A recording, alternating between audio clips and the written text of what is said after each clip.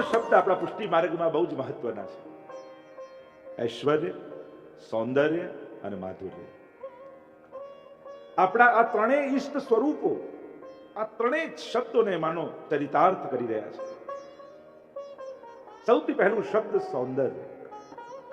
જ્યારે પણ તમે મહાપ્રભુજીનું ચિંતન કરો છો, ત્યારે એમના ધ્યાનમાં બોલો છો, જ્યારે મહાપ્રભુજીનું ધ્યાન બોલીએ છીએ આપણે, ત્યારે સૌંદર્યમ નિજરુદગતમ પ્રકટિતમ. સૌંદર્ય સ્વરૂપ શ્રી વલ્લભ છે, અને સાક્ષાત સ્વામીજીનું સ્વરૂપ છે. સુંદરતા ક્યાં છે? સૌંદર્ય કોને કહેવાય? ચર્ચાઓ ઘણી બધી થઈ જશે, પણ એ સુંદરતા ક્યાંક છે, સૌંદર્ય ક્યાંક છે, તે સ્વામીજીમાં છે. જે ઈશ્વર સમગ્ર જગતને મોહિત કરનારો છે, એ ઈશ્વરને મોહિત કરવાની શક્તિ જેનામાં છે, જે સુંદરતામાં એ શક્તિ છે, એ સુંદરતા એટલે સ્વામીજી. જો મહાપ્રભુજીનું સર્વોત્તમ સૂત્રમાં એક નામ પણ છે ને, અતિ મોહનાય નમઃ. મહાપ્રભુજી કેવા છે? અતિ મોહન. કે મોહન તો ઈશ્વરનું નામ છે, કૃષ્ણનું નામ છે, પણ કૃષ્ણને પણ જે મોહિત કરી દે એ અતિ મોહનાય. એવો પ્રસંગ, એવી ઘટના મહાપ્રભુજીના જીવન ચરિત્રમાં વર્ણિત કરવામાં આવે છે કે જ્યારે મહાપ્રભુજી એકવાર મથુરાની બજારથી પધારતા હતા, અને ત્યાં ઘણી બધી દુકાનો હતી મથુરા બજારમાં, અને એમાં એક ભગવત સ્વરૂપની દુકાન હતી. અનેક અનેક પ્રકારના ભગવત સ્વરૂપો ત્યાં બિરાજતા હતા. કોઈ મદન મોહનલાલજી હોય, કોઈ બાલકૃષ્ણલાલજી હોય, કોઈ દ્વારિકાધીશ હોય, કોઈ ગોવર્ધનનાથ, જુદા જુદા સ્વરૂપો. અને મહાપ્રભુજી બજારમાંથી પધાર્યા, અને મહાપ્રભુજીની દ્રષ્ટિ એ દુકાનમાં બિરાજતા ભગવત સ્વરૂપો ઉપર પડી, અને ઇતિહાસ એમ લખે છે, જે લીલાનું જે સ્વરૂપ હતું પ્રગટ થઈ અને એ લીલા કરવા લાગ્યા.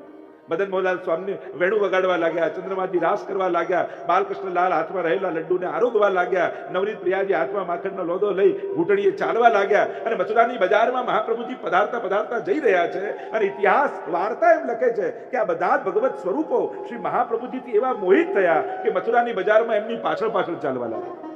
બજારમાં મહાપ્રભુજી આગળ આગળ ચાલે છે, અને બધા ભગવત સ્વરૂપો એમની પાછળ પાછળ. અને એટલે સર્વોત્તમ સ્તોત્રમાં નામ કહ્યું અતિ મોહનાય નમઃ. જે પ્રભુને પણ મોહિત કરવા સમર્થ છે એ શ્રી વલ્લભનું સ્વરૂપ છે. એટલે સૌંદર્ય શ્રી મહાપ્રભુજીમાં, ઐશ્વર્ય શ્રી યમુનાજીમાં છે. જે ઠાકોરજીમાં ઐશ્વર્ય બિરાજમાન છે, એમ તો 8 શ્લોકમાં યમનાષ્ટકની ટીકામાં સમજાવ્યું, યમુનાજીમાં 8 જે ઐશ્વર્ય બિરાજમાન છે, એ અષ્ટક યમનાષ્ટકમાં 8 શ્લોકમાં વર્ણિત કરવામાં આવ્યું છે. અષ્ટવિધ ઐશ્વર્ય, એની ચર્ચા કરવામાં આવી છે. એમ પણ જ્યારે ટોપલામાં ઠાકોરજીને પધરાવીને વસુદેવજી નીકળ્યા છે ગોકુલ લઈ જવા માટે, અને જ્યાં લઈ જઈ રહ્યા છે ત્યાં યમુનાજી રસ્તામાં આવે છે, ઉછાળા મારી રહ્યા છે, અને પૂછે છે પ્રભુને કે પ્રભુ ક્યાં જઈ રહ્યા છે? ઠાકોરજી કહે કે હું તો ગોકુલ જઉં છું. શેના માટે? મારા માધુર્યને વાંટવા માટે, મારા માધુર્યનું દાન કરવા માટે, મારા આનંદનું દાન કરવા માટે. ત્યારે યમુનાજી કહે છે, જો વાંટવા જાઓ છો માધુર્ય, તો પછી આ ઐશ્વર્ય ઓઢીને શા માટે જાઓ છો? ભગવાન કોને કહેવાય? જે ભગને ધારણ કરે એ ભગવાન. અને ભગ કોને કહેવાય? તો કે ઐશ્વર્ય, વીર્ય, યશ, શ્રી, જ્ઞાન અને વૈરાગ્ય, આ ષડવિધ ધર્મને ભગ કહેવામાં આવે છે. આ ષડવિધ ઐશ્વર્યને ભગ કહેવામાં આવે. જેમ ધન જેની પાસે હોય એ ધનવાન, તો ભગ જેની પાસે હોય ભગવાન. તો યમુનાજી કહે, જો માધુર્યનું જ દાન કરવું છે તો પછી ઐશ્વર્ય આપને શું કામ? ઉલટાનું જ્યાં સુધી ઐશ્વર્ય રહેશે ત્યાં સુધી માધુર્ય પ્રગટ નહીં થાય. પ્રભુ કહે તો શું કરું? તો યમુનાજી કે મારામાં જ પધરાવી દો.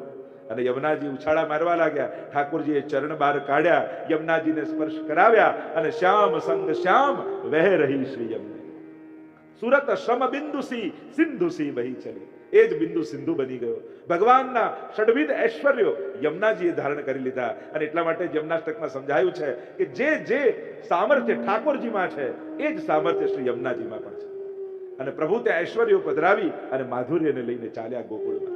એટલે ઠાકોરજી ગોકુળમાં, વ્રજમાં પોતાના ઐશ્વર્યનો પ્રભાવ નથી બતાવતા, પોતાના માધુર્યનો પ્રભાવ બતાવે છે. પોતાના માધુર્યનું દાન કરે છે. કૃષ્ણામ કૃષ્ણ સમામ કૃષ્ણ રૂપામ કૃષ્ણ રસાત્મિકામ કૃષ્ણ સંબંધકારિણીમ, એમ યમુના વિજ્ઞપ્તિ આદિમાં વર્ણન કરવામાં આવે છે. યમુનાજી સાક્ષાત પ્રભુના સામર્થ્યને ધારણ કરનારા થયા, ઐશ્વર્ય યુક્ત થઈ ગયા. એટલે ઐશ્વર્ય ક્યાંક હોય પુષ્ટિ માર્ગમાં તો શ્રી યમુનાજીમાં છે. એવો બીજો પ્રસંગ પણ વર્ણન કરવામાં આવે છે કે જ્યારે વેણુનાદ કરી ઠાકોરજીએ ગોપીજનોને બોલાવ્યા, અને બધા જ ગોપીજનો સામે આવીને ઉભા રહ્યા, અને પ્રભુએ કહ્યું ચલો રાસ કરીએ. ત્યારે ગોપીજનો એમ કહેવા લાગ્યા કે પ્રભુ, આપના જે આ વસ્ત્ર ને શૃંગાર છે એ સાક્ષાત પ્રભુ આપના ઐશ્વર્ય છે, અને જ્યાં સુધી આપ આ મુકુટ કાચની આદિના વસ્ત્ર શૃંગાર ધારણ કરી રાખો, ઐશ્વર્યને ધરી રાખો, ત્યાં સુધી આપ માધુર્યને પ્રગટાવી ન શકો. પહેલા આ ઐશ્વર્યને દૂર કરો તો જ માધુર્ય પ્રગટ થાય. પ્રભુ કે પણ જો મારા વસ્ત્ર શૃંગાર હું ભૂમિ ઉપર મૂકીશ તો સમગ્ર ભૂતલ પર મારું ઐશ્વર્ય વ્યાપી જશે, બધાને બ્રહ્મ જ્ઞાન થઈ જશે. તો આ સૃષ્ટિ ચાલશે કેમ? ગોપીઓ કે એ અમે ન જાણીએ, પણ જ્યાં સુધી ઐશ્વર્ય છે ત્યાં સુધી રાસ ન થઈ શકે. ઠાકોરજી કહ્યું મારી પાસે એક બીજી યુક્તિ છે કે શું? એમ કરો, તમારા બધા ગોપીજનોમાંથી કોઈ એક ગોપી આગળ આવે અને એ મારા વસ્ત્ર શૃંગાર ધારણ કરી રાખે જ્યાં સુધી રાસ ચાલી રહ્યો છે ત્યાં સુધી, તો હું રાસનું દાન કરી શકું.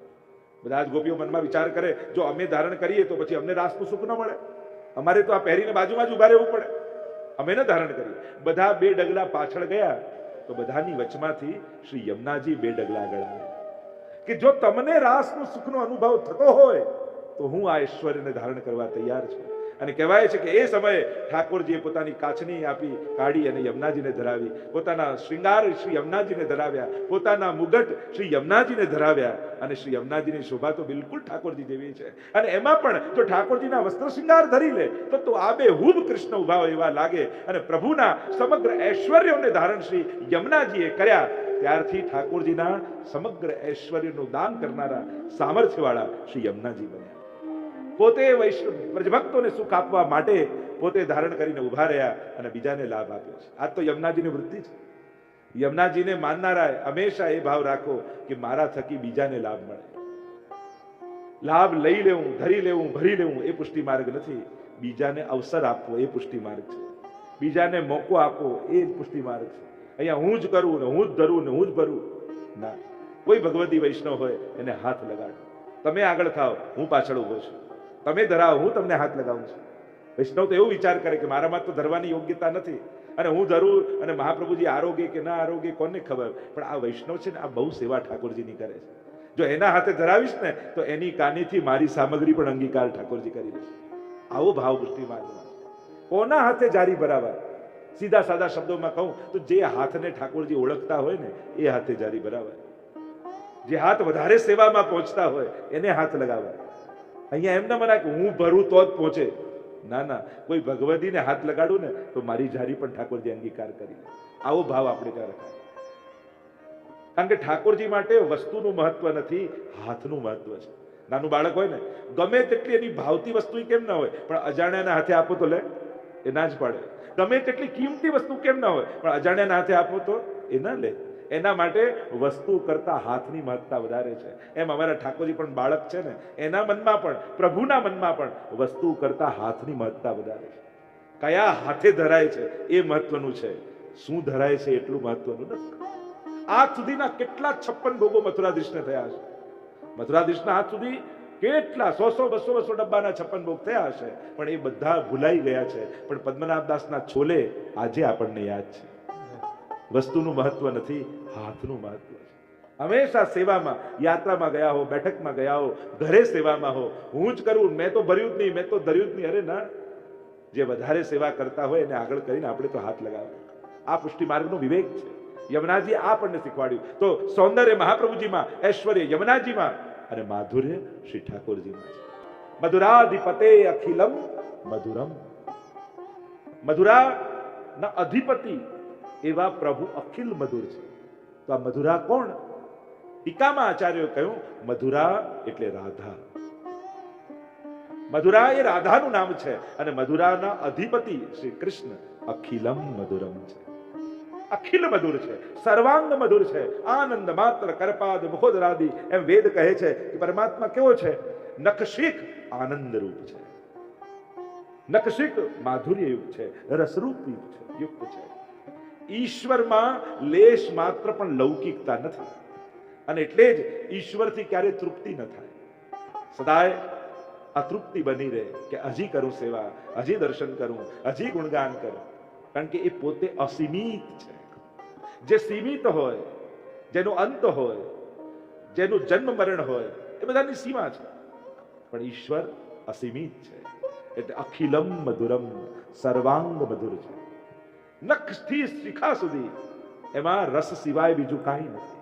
જેમ મિશ્રીના ખીલોના આપણે બનાવીએ ને, કોઈ મિશ્રી ચાસની પાળીને જન્માષ્ટમીમાં જુદા જુદા ખીલોના ધરવામાં આવે ઠાકોરજી. એમ કોઈ ચાસણીનું ફૂલ બનાવે તો તમે ડાળી ચાખો એ પણ મીઠી, પાંદડું ચાખો એ પણ સાકરનો સ્વાદ, અને ફૂલનું પત્તું ચાખો એ પણ મિશ્રી છે. સર્વાંગ મધુર, ખાલી આકાર બદલાય છે, માધુર્યમાં ફરક નથી. એમ ઈશ્વર મનુષ્ય આકારે ભૂતલ પર આવે છે, પણ એનું શરીર મનુષ્ય જેવું હોતું નથી. મનુષ્યમાં જન્મ, મરણ, વિકાર આદિ અનેક દોષો છે. આપણે 25 વર્ષ પહેલા જેવા હતા એવા આજે નથી, અને 25 વર્ષ પછી આજે જેવા છીએ એવા નહીં રહીએ. પણ ઈશ્વર જેવો જન્મ્યો એવો જ સદા છે, એનામાં કોઈ વિકાર નથી. જો ઠાકોરજી પણ ગીતાજી કહી રહ્યા છે ત્યારે 84 કે 85 વર્ષના છે. કોઈ ચિત્રમાં, કોઈ ફોટામાં તમને એવા સફેદ વાળ, કરચલી પડી ગઈ હોય, દાઢી ઉગી ગઈ હોય એવા કૃષ્ણનો ચિત્ર દેખાયો? કે તો મધુરાધિપતે અખિલમ મધુરમ, એનું તો અખિલ મધુરતા છે. અને મધુરા એટલે રાધા કહ્યું, રાધાના નાથ એટલે જ કૃષ્ણની સાથે શ્રી શબ્દ જોડાય. આપણે શ્રી કૃષ્ણ શરણમ મમ. તો ઘણા કહે તમારે ત્યાં કૃષ્ણની ઉપાસના છે પણ રાધાની ઉપાસના નથી, તો કહ્યું આ કૃષ્ણની આગળ શ્રી લખ્યું એ કોણ છે? એ શ્રી રાધા જ તો છે, અને રાધા સાથે કૃષ્ણની પૂર્તિ છે, પૂર્ણતા છે. રાધા વગર આધા એમ કહેવામાં આવ્યું છે. એટલે પ્રભુ સ્વામીજી સહિત છે. તમારા ઘરે લાલન પણ બિરાજતા હોય તો લાલન કેવા રંગના હોય? તો પીત રંગના, પીળા હોય ને તમારા પંચધાતુ આદિના. હવે કૃષ્ણ તો શ્યામ છે, તો તમારા ઠાકોરજી પીળા કેમ છે? તો કહ્યું કે રાધા રાધા રાધાનું સ્મરણ એટલું ઠાકોરજીએ કર્યું કે રાધાજીનો વર્ણ પીળો છે એટલે તમારા ઠાકોરજી પીળા થઈ ગયા છે. કારણ કે રાધાના આવેશવાળા કૃષ્ણ તમારા ઘરે બિરાજે છે. એટલે ક્યારે પણ તમારા ઘરે શ્રીનાથજી, લાલન કે કોઈ પણ એક સ્વરૂપ બિરાજતું હોય તો એવું ન વિચારતા કે મારે ત્યાં ઠાકોરજી એકલા છે ને સ્વામીજી નથી. ના, આપણે ત્યાં દરેક પુષ્ટિ માર્ગીય જીવને ત્યાં ઠાકોરજી સ્વામીજી સહિત જ બિરાજે છે. મધુરાધિપતે અખિલમ મધુરમ. ઠાકોરજી જે રાધાજી જેની આરાધના કરે છે એ કૃષ્ણ આપણા ઈષ્ટ છે, જે રાધાજીના હૃદયમાં બિરાજે છે. એટલે મધુરાષ્ટકમાં કહ્યું મધુરા એટલે રાધા, અધિપતિ અખિલમ મધુરમ. એવા શ્રી કૃષ્ણ અખિલ મધુર છે. સ્વામીજી રૂપ શ્રી મહાપ્રભુજી છે. અને સ્વામીજીની દ્રષ્ટિ સૌથી પહેલી ઠાકોરજીના અધર પર ગઈ. જો આપણે ત્યાં વેદનો એક સિદ્ધાંત છે, સૌથી પહેલા એ સ્પષ્ટતા સમજી લો. એકોહમ બહુશ્યામ પ્રજાય, એકમાંથી ઈશ્વર અનેક થયો. તો જેમ સૃષ્ટિનો વિસ્તાર આપણે માનીએ છીએ એમ આ જે વ્રજભક્તો લીલા પરિકર ઠાકોરજીનું જે છે એ ઠાકોરજીમાંથી જ પ્રગટ થયું છે. વિકાર ક્યાં આવે? જ્યાં બે હોય. એકવાર રાધાજીએ ઠાકોરજીને કહ્યું કે પ્રભુ, હે કૃષ્ણ, આપણે લગ્ન કરી લઈએ, આપણે પરણી જઈએ. ઠાકોરજી કે આપણા બંનેના લગ્ન સંભવ જ નથી. રાધાજી કે આવું કેમ? ઠાકોરજી કહે લગ્ન કરવા માટે બે જણા જોઈએ, હું ને તમે તો એક જ છીએ. જ્યાં બે હોય ત્યાં પરણાય ને, હું ને તમે જુદા થોડી છીએ, આપણે તો એક છીએ. એમ આ લીલા સૃષ્ટિનું સર્જન પણ ભગવાન પોતાના આનંદાંશમાંથી કરે છે. જેમ સૃષ્ટિમાં સચ્ચિદ આનંદ રૂપ છે એમ લીલા સૃષ્ટિ ભગવાનના આનંદાંશનો વિસ્તાર છે. એટલે કે પ્રભુના મુખારવિંદમાંથી સ્વામીજીનું પ્રાગટ્ય છે, સ્વામીજીના મુખારવિંદમાંથી ચંદ્રાવલીજીનું પ્રાગટ્ય છે, ચંદ્રાવલીજીના મુખારવિંદમાંથી લલિતાજીનું પ્રાગટ્ય છે, અને એ જ રીતે સમગ્ર લીલા પરિકરનું પ્રાગટ્ય થાય છે. આ કોઈ બીજા વસ્તુમાંથી જન્મ નથી. મનુષ્યની જેમ પ્રભુના જ આનંદ અને રસ સૃષ્ટિનો વિસ્તાર છે. એટલે ભગવાન જ સ્વયંનો આનંદ લેવા માટે આ સૃષ્ટિનું સર્જન કરી વ્રજભક્તો થકી ઈશ્વર ભગવત્તાનો આનંદ અનુભવ કરે છે. આ જ રાસની પ્રક્રિયા છે. રાસ એટલે શું? રસાનામ સમૂહ રાસ. અને રાસલીલા દ્વારા ભગવાન સ્વયંની ભગવદ રસનો આનંદ વ્રજભક્તોને માધ્યમ બનાવી પોતે અનુભવ કરે. આનું નામ રાસ. અને એટલા માટે અહીંયા જે સૃષ્ટિનો વિસ્તાર છે, સર્જન છે, સ્વામીજી મુખારવિંદમાંથી પ્રગટ થયા છે. આપણે ત્યાં પુષ્ટિ સૃષ્ટિનું પ્રાગટ્ય પણ બે પ્રકારનું. જો આ મુખારવિંદ અને અધર, સૌથી પહેલી દ્રષ્ટિ સ્વામીજીની ગઈ અધર પર. અધરના અનેક ભાવ. એમ તો જે સંસ્કૃત પ્રમાણે નીચેનો હોઠ હોય એને અધર કહેવાય અને ઉપરના હોઠને ઓષ્ઠ કહેવાય. એટલે આપણે જો અધરોષ્ઠ, અધરોષ્ઠ એટલે અધર એટલે નીચેનો હોઠ અને ઓષ્ટ એટલે ઉપરનો ઓઠ. અને પ્રભુનો અધર એ લોભાત્મક છે એમ શાસ્ત્ર કહે. ઘણી બધી ચર્ચાઓ અધર માટે ખૂબ રસશાસ્ત્ર પ્રમાણે પણ કહી, સંસ્કૃત સાહિત્ય પ્રમાણે પણ અધર શબ્દની અનેક પ્રકારની વ્યાખ્યા કરી. જેને જોઈને ધૈર્ય ન રહે એને કહેવાય અધર. જો આપણે ત્યાં અનેક પ્રકારના અમૃત કયા છે, ધરામૃત, સ્વર્ગામૃત, અધરામૃત અને મોક્ષામૃત. આ 4 પ્રકારના અમૃતની ચર્ચા શાસ્ત્રોમાં કરવામાં આવી છે. એક ધરામૃત એટલે આ ધરા પરનું અમૃત, જે વિષયો છે એ આ ભૂમિ પરના અમૃત છે. બીજું છે સ્વર્ગામૃત, જે સમુદ્ર મંથન કરીને અમૃત નીકળ્યું સ્વર્ગના દેવતાઓ પાન કરે છે. ત્રીજું છે અધરામૃત, જે ભગવત મુખારવિંદમાં બિરાજમાન છે. અને ભગવાનમાં ભગવત્તા સિવાય બીજું કાંઈ નથી. આ એક ગણિત સમજમાં આવી જવું જોઈએ.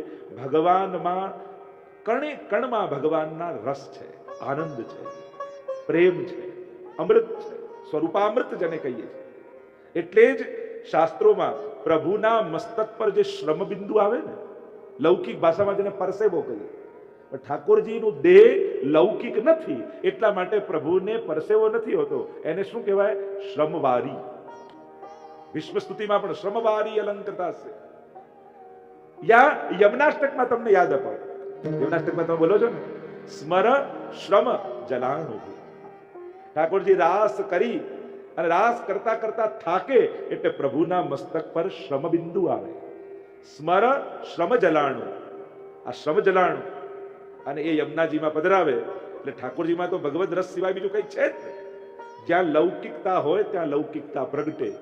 જ્યાં સંપૂર્ણ અલૌકિકતા, સોનું જ હોય તેનું કુંડળ બનાવો કે તમે બંગડી બનાવો કે વીંટી બનાવો, જે કાંઈ આકાર આપો રે તો સોનું જ ને.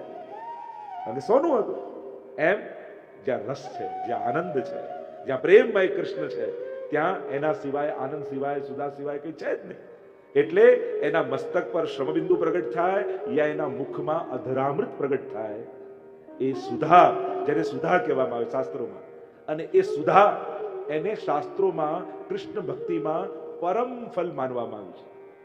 ભગવાન જ્યારે એ સુધાનું દાન કરે ત્યારે પ્રેમની, આનંદની સર્વોચ્ચ અવસ્થાનો અનુભવ જીવને થાય. તો એ અધરામૃત પણ અલૌકિક છે. તો અહીંયા અધર માટે આપણે ત્યાં પુષ્ટિ સૃષ્ટિમાં 2 પ્રકારની સૃષ્ટિ માનવામાં આવી છે. સ્વામીજીનું સૌથી પહેલા ધ્યાન અધર પર કેમ ગયું? કારણ 2 પ્રકારની સૃષ્ટિ છે. આપણે ત્યાં કહેવાય છે કે એક, પ્રભુએ વેણુનાદ કર્યો વ્રજમાં, અને વેણુનાદ સાંભળી જે ગોપીઓ દોડી દોડી ઠાકોરજીની સન્મુખ આવી, ઊભી રહી, એ સૃષ્ટિને નાદ સૃષ્ટિ કહેવામાં આવે છે. અને આપણે ત્યાં એવું માનવામાં આવે કે આ નાદ સૃષ્ટિ એટલે આપણા વૈષ્ણવ સમાજ.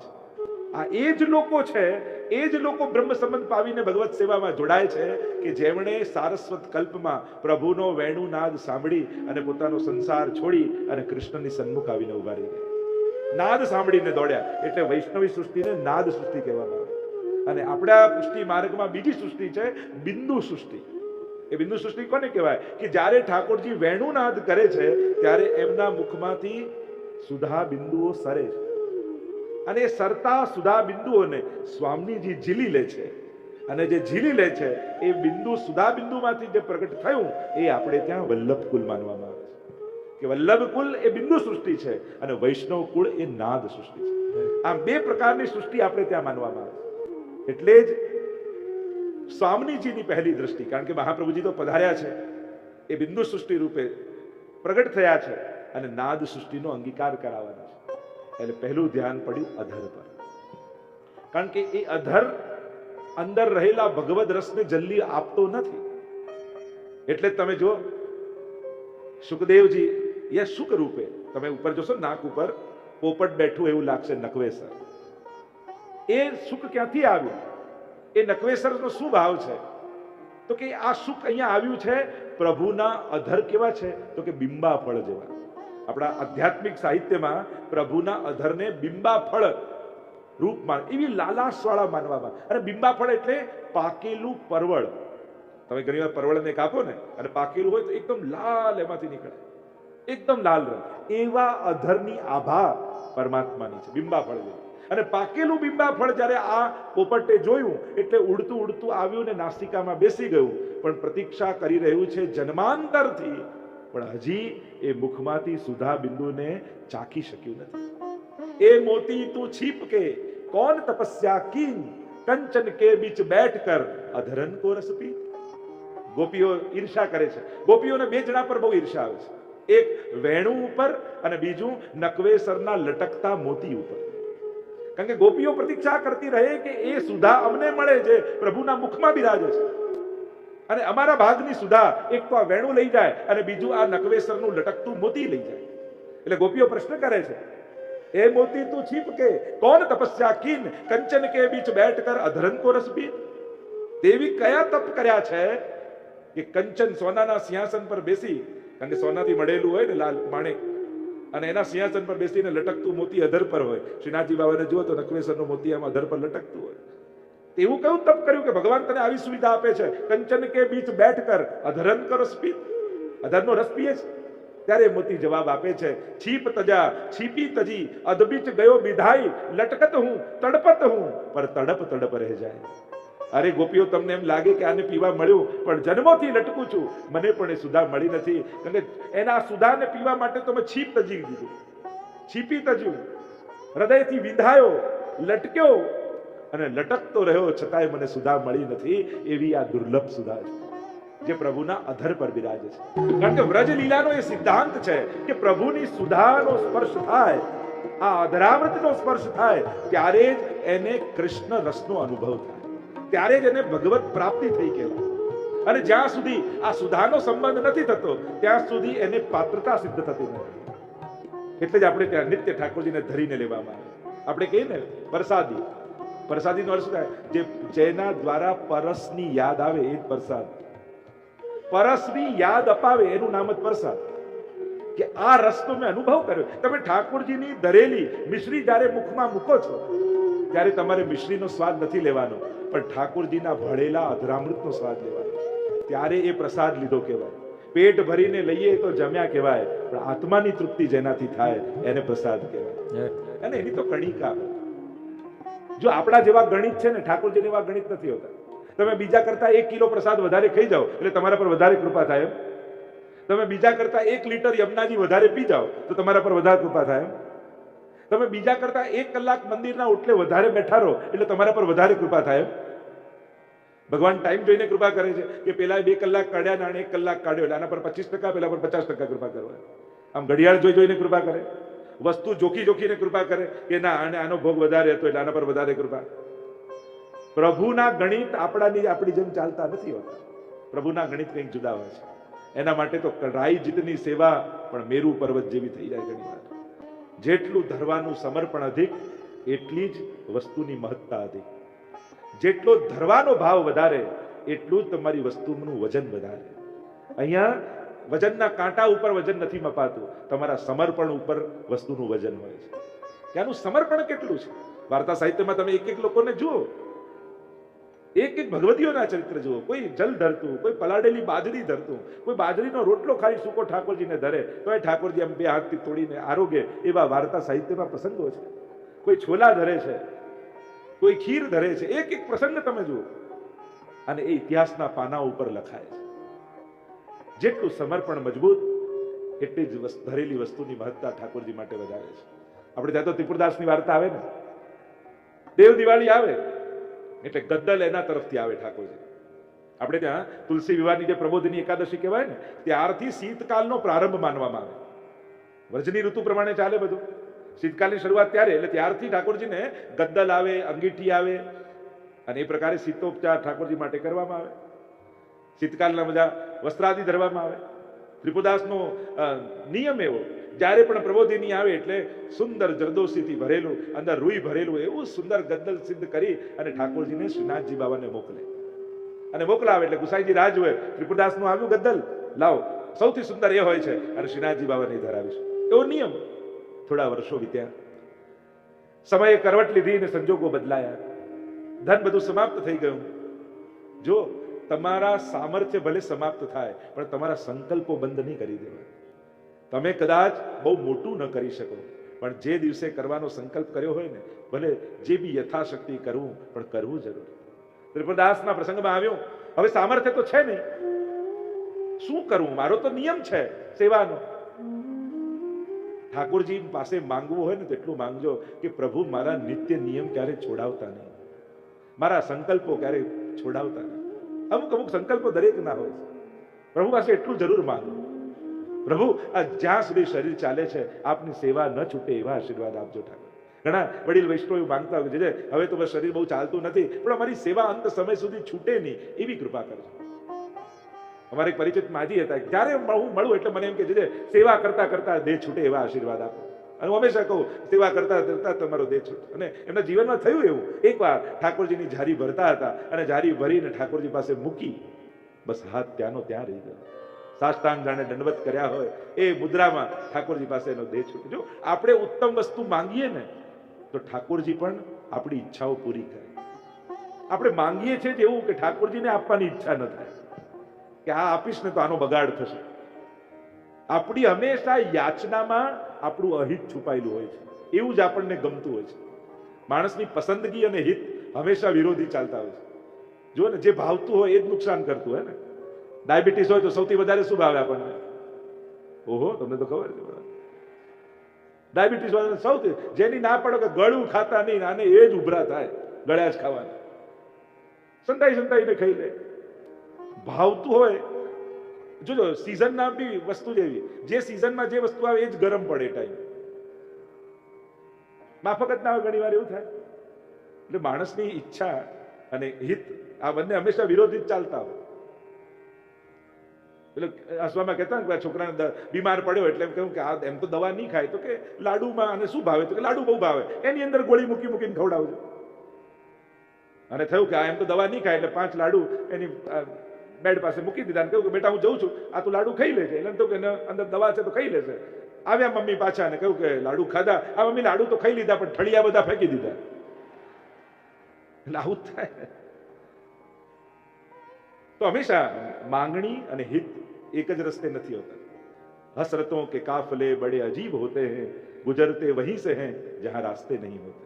આ ઈચ્છાઓના કાફલાઓ સરઘસો એવી જ જગ્યાએ નીકળે જ્યાં રસ્તા ન હોય, ત્યાંથી જ કાઢવા હોય માણસ. બાળક જેવો સ્વભાવ હોય, જેની ના પડો એ જ કરવાની ઈચ્છા થાય. તો પ્રભુ પાસે પોતાના સંકલ્પો છોડતા નહીં. અહીંયા ત્રિપુદાસને થયું કે સંજોગો નથી પણ મારી યથાશક્તિ જે પણ, એટલે ટાટનું એક આખું કપડું લીધું અને તાકો લીધો ને મોકલાયો નાથ દ્વારા, શ્રીનાથજીના દ્વારે, અને કેવડાવીને મોકલાવ્યું. લખ્યું હતું કે આ તો મારો મનોરથ હું પૂરો કરું છું પણ આમાં ઠાકોરજીનું સુખ નથી, કૃપા કરી મારા આ વસ્ત્રને ઠાકોરજીને ધરાવતા નહીં, પ્રભુને શ્રમ પડશે. મારો તો નિયમ છે અને મારો નિયમ હું ચૂકું નહીં. એક સેવક ધર્મ મારો છે અને મારી ઈચ્છા કે મારા વસ્ત્ર ઠાકોરજી ધરે, આટલા વર્ષોનો મારો નિયમ હું કેમ કરીને ચૂકું? મોકલાવ્યું તો છે પણ પ્રભુને ધરાવતા નહીં. અને પ્રબોધની એકાદશીનો દિવસ આવ્યો, આ પંચામૃત શાલિગ્રામ આદિને થયા. ગુસાઈજી હવે સેવા પ્રકાર કરી રહ્યા છે કે મુખિયાજીને કહ્યું લાવો હવે ગદ્દલ લાવો, ઠાકોરજીને ઠંડી લાગી રહી છે. અને ઠાકોરજી એવા ઠઠડે, એવી ઠંડી એ દિવસે પ્રબોધની કે ઠાકોરજીના દાંત કકડે, એટલી બધી ઠંડી. અને ગદ્દલ એક પછી એક લાવતા જાય, ગુસાઈજી ધરાવતા જાય, ફરી ગદ્દલ. જેટલા ભંડારમાં નવા ગદ્દલ આવ્યા બધા ધરાવી દીધા પણ ઠાકોરજીની ઠંડી દૂર જ ન થાય. ત્યારે ગુસાઈજીને યાદ આવ્યું, અધિકારીને પૂછ્યું, અરે ત્રિપુરદાસનું ગદ્દલ આવ્યું કે નહીં? અરે ત્રિપુરદાસે તો ટાટનું કપડું મોકલાવ્યું છે, તાકો મોકલાવ્યો છે અને કેવડાવ્યું છે કે ધરાવતા નહીં, ઠાકોરજીને શ્રમ પડશે. ગુસાઈજી કે હમણાં ને હમણાં જલ્દી એ લાવો ટાટનું કપડું. અને ટાટનું કપડું મંગાવ્યું, તાકો મંગાવ્યો અને શ્રીનાથજીને ગોળ ગોળ ગોળ ગોળ ગોળ ગોળ એમ ફેરવી જ્યારે આ ટાટનું કપડું ધર્યું ત્યારે શ્રીનાથજીની ઠંડી ગઈ. કહ્યું કે હવે મને હૂંફ લાગે. અમારા શ્રીનાથજી બાબાને વસ્ત્રોની જરૂર નથી હોતી, વૈષ્ણવના ભાવની જરૂર હોય છે.